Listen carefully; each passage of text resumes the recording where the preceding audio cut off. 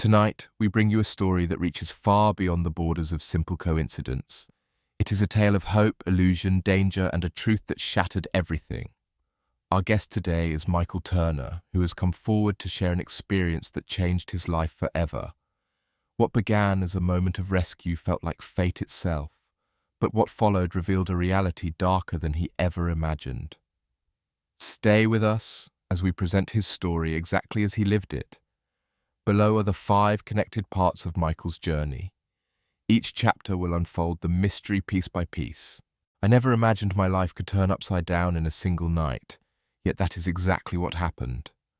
Before everything unfolded, I was just a 35-year-old logistics manager from Seattle trying to rebuild myself after a draining divorce.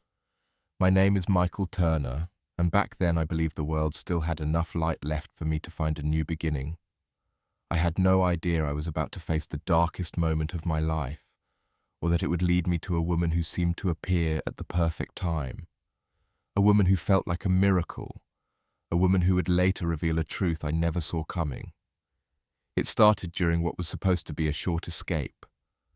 I had flown to Bangkok for a week of quiet streets, warm nights, and a bit of distance from my problems. The first few days were exactly what I needed.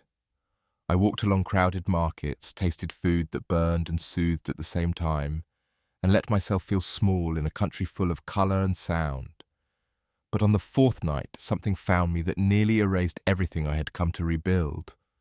I remember the air was heavy, thick with the smell of rain that had not fallen yet. I had been out late, wandering through the side streets near Sukhumvit Road. I was tired, a little careless, and for the first time in a long while, I felt strangely at peace. Maybe that was why I did not notice the 2 men following me at first. Maybe I did not want to believe danger could still find me so far from home. When the narrow alley closed around me, it was already too late. The first man stepped ahead of me, blocking the exit. The second one appeared behind me, silent and close enough that I felt his breath on my neck. I froze. Everything inside me tightened at once. They did not speak. They did not need to. One gesture towards my backpack told me what they wanted. I handed it over without a fight, but the moment I did, the man in front grabbed my shoulder and shoved me against the wall. That was when I realized this was not just a robbery. Fear has a sound. For me, it was the rapid echo of my heartbeat crashing into the walls of that narrow space. My mind raced through 1,000 possibilities, yet my body would not move. The man behind me whispered something in Thai, and I felt his hand searching my pockets. The other one pressed something sharp against my ribs. The alley suddenly felt smaller, darker, and unbearably quiet. I do not know how much time passed before the voice cut through that silence. A woman shouting sharply from the street, her tone carried authority and anger, like she had caught 2 children doing something unforgivable. The men reacted immediately. The one in front of me jerked back, startled. The other cursed under his breath. For a split second, their grip loosened. That was all it took. The woman stepped into the alley with a confidence that made the 2 men hesitate. She shouted again and pointed toward the main street. This time her voice was louder, clearer, enough to threaten unwanted attention. The men exchanged a quick look, then ran. Just like that. As if the darkness that held me hostage had suddenly let go. I stayed against the wall for a moment, trying to remember how to breathe. The woman stepped closer, stopping a few feet away, her eyes scanning me carefully. She looked no older than 30, with long black hair tied behind her neck and a calmness that felt out of place given what had just happened. She asked me if I was hurt. I tried to answer, but my voice trembled like a child waking from a nightmare. She repeated the question, slower this time, and I finally managed to shake my head. She nodded once and helped me step out of the alley and back into the light of the street. Even then, my legs felt strange, like they were not fully connected to my body. Her name, she told me, was Anong.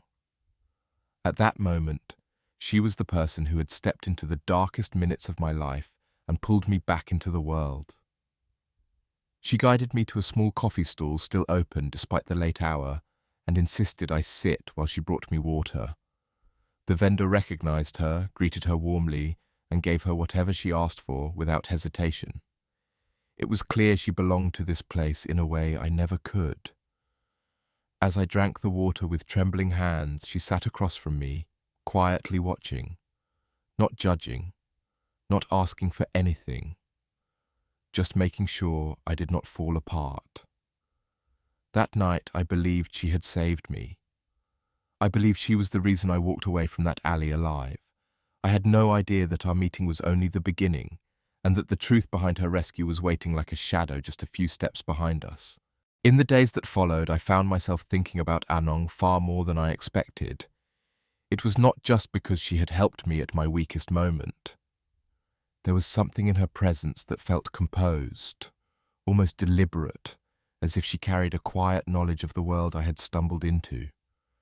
I tried to dismiss it as simple gratitude, but the truth is, she had left an imprint on me that I could not ignore. The morning after the incident, I woke up earlier than usual. My body felt heavy from the adrenaline crash, and my mind replayed the alley again and again. Every time I closed my eyes, I saw shadows shifting behind me and felt that cold pressure against my ribs. Yet in every version of the memory, Anong appeared at the exact moment I needed her. The timing seemed almost unreal. But trauma does strange things to perception, so I brushed the thought aside. By noon, I forced myself out of the hotel lobby and walked to the small street market where she said she worked part-time. I was not sure whether I expected to see her or whether I only wanted to convince myself that she was real and not a comforting illusion created by fear. When I turned the corner, there she was, arranging small hand-woven bracelets on a wooden rack. She noticed me instantly, her expression softened, but she did not act surprised to see me. It was as though she had known I would come. She asked me again if I was all right. This time my voice worked better. I thanked her more sincerely than I had the night before. She listened quietly, nodding once in a while, absorbing every word. She never smiled fully, but her eyes held a kind warmth that made me feel understood in a way I had not felt since before my divorce. She invited me to walk with her to a nearby temple she often visited. It was peaceful there, she said, a place where people came to leave the noise behind. I agreed without hesitation. Part of me wanted to stay near her, as if her presence alone could shield me from the lingering echoes of fear still stuck to my skin. The temple grounds were quiet, filled with fluttering prayer flags and the faint scent of burning incense. She moved through the space with an ease that made her seem almost weightless. I followed her to a shaded area where we could sit. She asked me why I had come to Thailand, what I was running from. I told her a little about my divorce, the loneliness afterward, and my attempt to find myself again. She listened without interrupting. Not many people do that. When I finished, she folded her hands in her lap and said something I did not expect. Sometimes, she said, people come here trying to escape their pain, but pain has a way of walking beside us no matter how far we travel. Her voice was gentle, yet her words cut deep. I wondered how she knew so much about the kind of heaviness I carried. When I asked about her own story, she hesitated for the first time since I met her. She looked away, her gaze settling on the golden roof of the temple. She told me she had grown up in a small village in the northeast and moved to Bangkok years ago to help her family. Work was unpredictable, and she often struggled to make ends meet. She said it simply, without bitterness, as if hardship had always been part of her life. Despite this, there was something she was not telling me. I felt it strongly, even though I had known her for less than 24 hours. There was a wall inside her, one built long before our paths crossed. I told myself it was none of my business. After all, she had every right to keep her past to herself. Yet the feeling lingered like a quiet whisper in the back of my mind. Before we left the temple, she placed a bracelet in my hand. It was dark brown, woven tightly with a single red thread running through the center. She told me it was for protection. I almost laughed, thinking it was some tourist charm, but she insisted it meant much more in her culture. I slipped it on, not wanting to disrespect her kindness. We walked back toward the market, and she told me where she lived, just in case I ever needed help again. It was such a simple gesture, yet it carried a weight that made my chest tighten. No one back home had offered me that kind of genuine concern in a long time. As we parted ways, I promised to visit again before my trip ended. She nodded and disappeared into the flow of the busy street. For the rest of the day, I felt strangely lighter, as if meeting her had signaled the beginning of something new. But I did not know then that every word she had spoken, every gesture, and even the bracelet on my wrist were all threads of a larger truth she had not yet revealed. A truth that would unravel slowly, pulling me toward a reality I never imagined. Over the next few days, Bangkok began to feel less like a foreign city and more like a place I belonged, and that feeling grew stronger every time I saw Anong. She had a way of grounding the chaos around me. The noise of traffic, the endless markets, the crowded streets, everything seemed gentler when she was near. At first, I convinced myself it was gratitude mixed with fascination, but there was something deeper forming inside me, something I was not ready to name yet. We spent more time together than I had expected. She showed me corners of the city tourists usually never found. Small food stalls hidden beneath hanging vines, quiet parks tucked away behind apartment blocks, and rooftops where you could see the lights reflect across the river like scattered stars. She taught me how to order food in Thai, laughed when I mispronounced the words, and told me stories about her childhood that felt simple but heavy with unspoken truth. There were moments, however, when her mood shifted without warning. She would be smiling softly one minute, and the next she would fall silent with a distant look in her eyes. I noticed it most when her phone buzzed. She always checked it quickly, her expression tightening, and then apologized as if she had allowed something unwanted to slip into our shared space. I wanted to ask her what was troubling her, but something in her posture kept me from pushing. It felt like touching a wound that had not fully healed. One evening, she brought me to a floating market outside the city. Lanterns hung above the wooden walkways, glowing softly in the humid night air. Boats drifted slowly across the water, their vendors selling fruits, handmade crafts, and bowls of steaming noodles. It felt like stepping into another world. Anong walked slightly ahead of me, her silhouette moving with a graceful confidence, yet her shoulders seemed tense, almost guarded. As we sat by the water with cups of iced tea, I told her how grateful I was for everything she had shown me. She smiled, but it did not reach her eyes. She said she was happy to help, that I reminded her of someone she once knew. When I asked who, she hesitated, then brushed the question aside with a gentle shake of her head. Later that night, as we walked back toward the bus stop, she suddenly stopped and turned to me. The market noise faded into the background. Under the dim lights, she looked almost fragile. She told me that if anything ever happened, I should not come looking for her. She said it quietly, as if repeating a line she had memorized long ago. I laughed nervously, thinking she meant it as a joke, but she did not laugh with me. Her eyes held mine with a seriousness that made the hair on my arms rise. When I asked her what she meant, she whispered that some lives were more complicated than they seemed. She said there were parts of her story she could not share yet, not until she knew I was someone she could trust. Her words lingered between us like smoke. I wanted to reach for her hand, to tell her she could trust me already, but she stepped back before I could speak. She said I should enjoy my remaining days in Thailand, that everything in life happened for a reason, and that meeting me had been no accident. As we parted near the bus stop, she gave me a look I could not decode, half warning, half gratitude, half something that felt almost like fear. She walked away quickly, disappearing into the flow of people as if she had never been there at all. I stood alone under the streetlights, watching the bracelet she had given me glimmer faintly against my wrist. Paradise, I realized, was not always made of peace and beauty. Sometimes it was built on layers of secrets, shadows, and quiet tremors waiting to break open.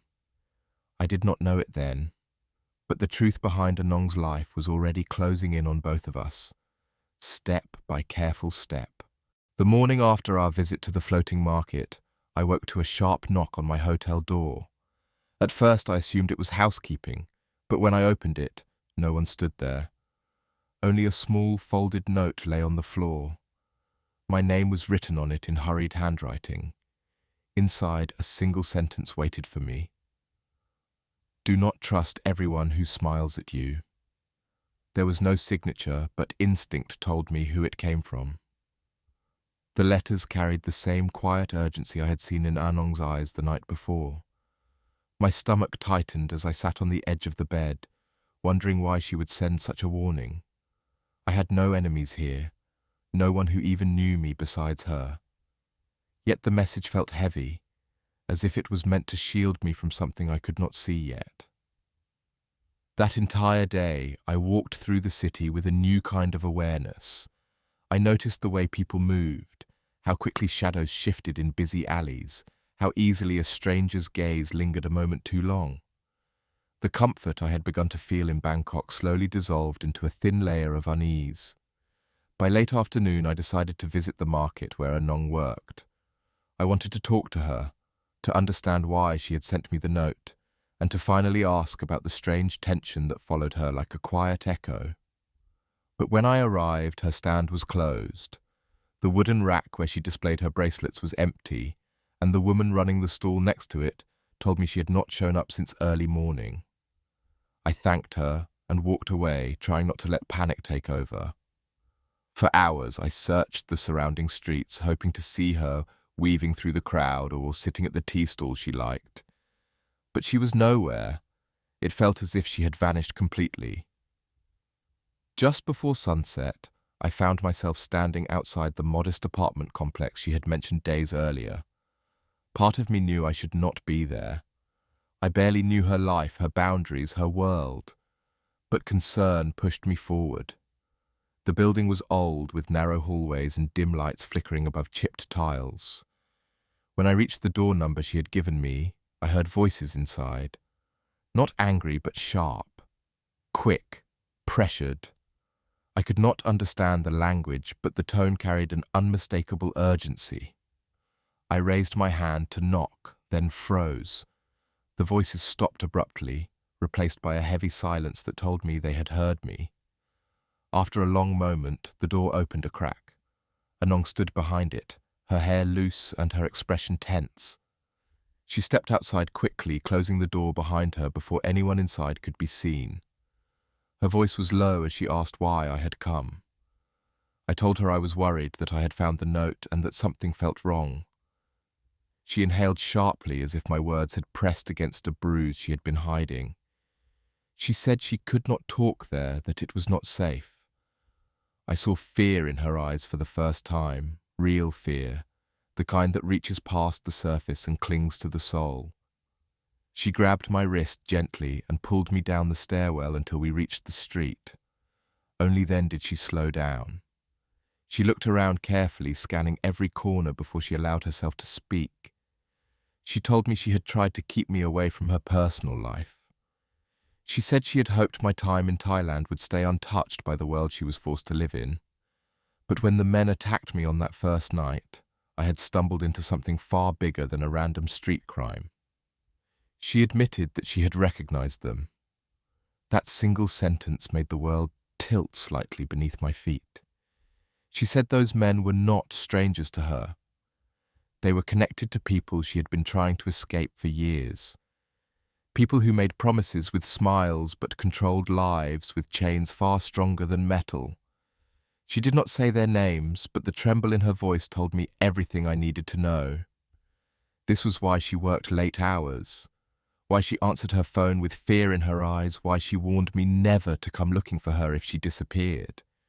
Before I could ask more, a car turned sharply onto the street. Its headlights swept across us, slowing down as it approached. Anong's hand tightened around my arm. She whispered one final instruction, a plea almost. If I tell you to run, do not look back. The car rolled to a stop nearby. A figure stepped out, and in that instant, I realized her secrets were no longer just shadows around her. They were reaching for both of us, closing in faster than I could understand. The moment the car door opened, something in the air shifted. It felt like the city itself stopped breathing. A man stepped out, calm in appearance, but carrying an authority that pressed against my ribs like an unseen hand. His eyes flicked from Anong to me with unsettling precision. She moved half a step in front of me, small but unyielding, as if her body alone could shield me from what was coming. He spoke in Thai. His voice ran smooth like polished steel, every word measured. Even without understanding the language, I understood the threat. Anong answered him carefully, her tone respectful yet edged with quiet defiance.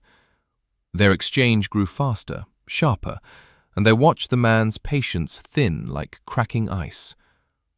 Then she made her choice. She leaned toward me, her grip tightening around my wrist. "Run!" We bolted down the street. I heard shouts behind us, the pounding of footsteps closing in. We wove through crowds, dodged motorbikes, slipped past street vendors yelling in confusion. My lungs burned, but Anong never slowed. She dragged me through the maze of Bangkok as if she knew every hidden passage by heart. We climbed a narrow stairwell between two buildings and reached an old rooftop. The sounds of the city softened to a distant hum below us.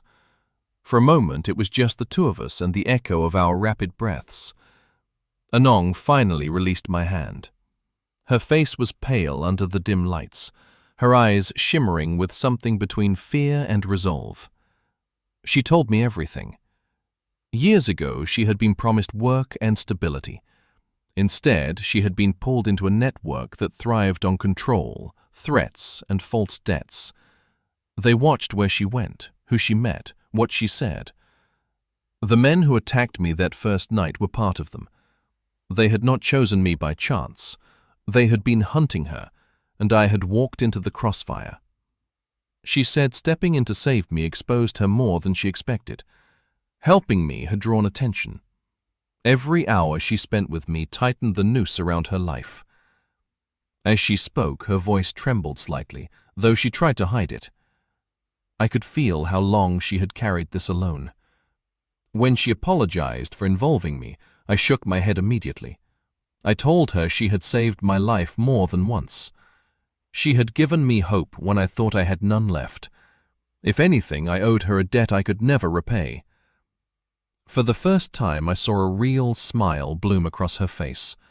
Fragile but honest. But peace never stays long in a life like hers. A shout echoed from the street, then another. They had found us. Anong stepped closer, her voice steady despite the fear rising around us. She pressed something into my palm. The bracelet. The same one she once claimed offered protection.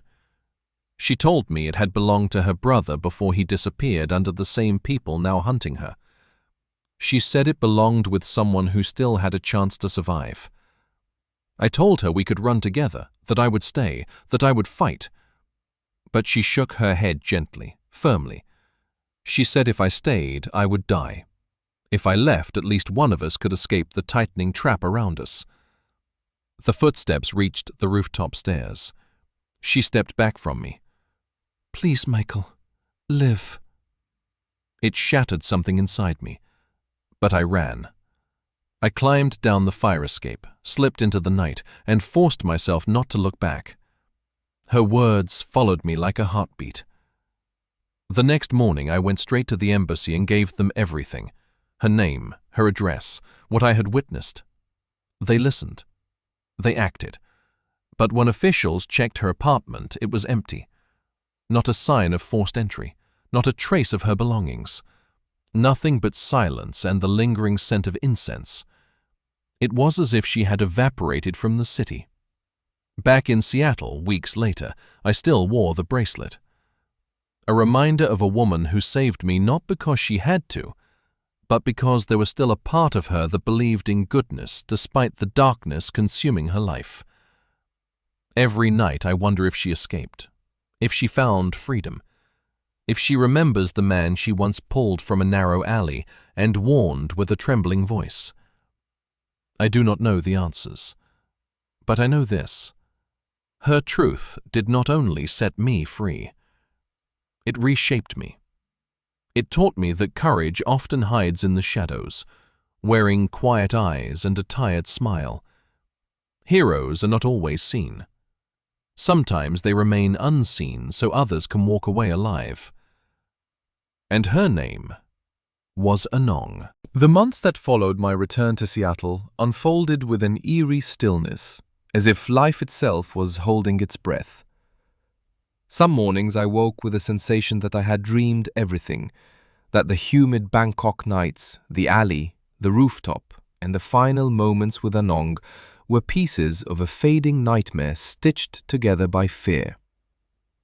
But then I would feel the thin woven bracelet resting against my wrist, its threads warm from my skin, and the truth returned like a tide I could not stop. I tried to resume my old routines, work, coffee, evening walks through quiet neighborhoods, yet everything felt different. I moved through familiar spaces like a visitor in my own life, noticing details I had always overlooked.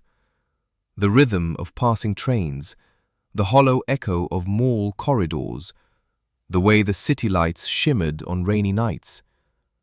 Nothing carried the same meaning it once did, because a part of me was no longer rooted here.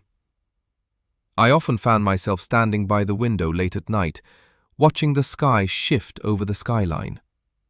That was when memories of Anong crept in the strongest. The way she moved with quiet confidence, the way her voice softened when she spoke about hope, the way she looked at me on that rooftop, equal parts strength and sorrow. It was a look I had never experienced before, and one I doubt I will ever experience again. One evening, several weeks after I returned, I received a call from the embassy.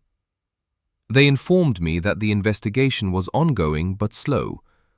They cautioned me not to expect immediate answers. Human trafficking networks were complex, hidden beneath layers of silence and fear. They promised they were doing everything possible, but even their most confident tone could not erase the reality of how deep such shadows ran. After the call, I sat in my living room for a long time, the silence heavy. It struck me then that I might never truly know what happened to her. She might have escaped. She might have been taken. She might have vanished to protect someone she cared about. Her fate existed in a space beyond my reach, drifting somewhere between hope and dread. To cope, I found myself returning to the places she had shown me, but through the lens of memory. I searched for the glowing lanterns of the floating market, the gentle sound of temple bells, the warmth of her laughter echoed in my mind. Even the fear that had chased us through the streets of Bangkok became part of how I remembered her. Not as a victim, but as a woman who fought quietly and fiercely against the chains wrapped around her life. One night, as I walked along Seattle's waterfront, the breeze carried a faint scent of jasmine from a nearby stall. It was the smallest detail, but it froze me in place. In an instant, I was transported back to that rooftop, the city below, the tightening footsteps, her voice telling me to live. I closed my eyes and let the scent wash over me, letting myself feel the weight and warmth of that memory without running from it. Over time, I realized something important. Anong had not disappeared from my life. Not really. She had carved a place in it that no absence could erase. She taught me about courage in the quiet moments, about survival in the darkest corners, about kindness that could exist even in a life surrounded by danger. And slowly, almost imperceptibly, I began to change. I became more patient, more attentive. I noticed the unspoken stories carried in the faces of strangers on trains and buses. I volunteered at groups that supported immigrants and trafficking survivors. I found myself listening more deeply to the world around me, as if her voice still guided me through each decision. Some nights I still dream of her. Sometimes she is walking through the crowd of a busy market, her hair tied loosely behind her neck, glancing back as if she knows I am watching. Other nights, she stands on that rooftop, her silhouette illuminated by the city lights, offering me that fragile smile. And sometimes, she is simply a quiet presence beside me, reminding me to breathe. Do I believe she survived? Yes, not because I have proof, but because hope is sometimes all we have. And if she taught me anything, it is that the human spirit can endure far more than we imagine. I wear her bracelet every day, not as a symbol of loss, but as a reminder of the truth she gave me. A truth that did not just free me from a single moment of danger, but from a life of drifting aimlessly through my own shadows. She showed me that even the smallest act of courage can ripple across another person's life in ways we may never see. And whether her path ever crosses mine again or not, I carry her story with me. Because some people do not stay in our lives forever. Some only walk with us long enough to open a door we failed to see.